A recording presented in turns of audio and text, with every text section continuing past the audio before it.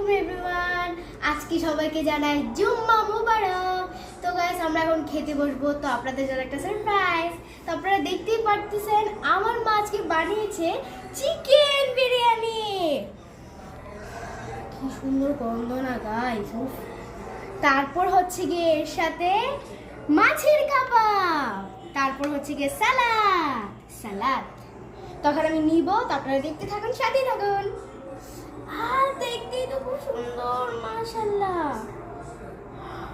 wow, দেখছি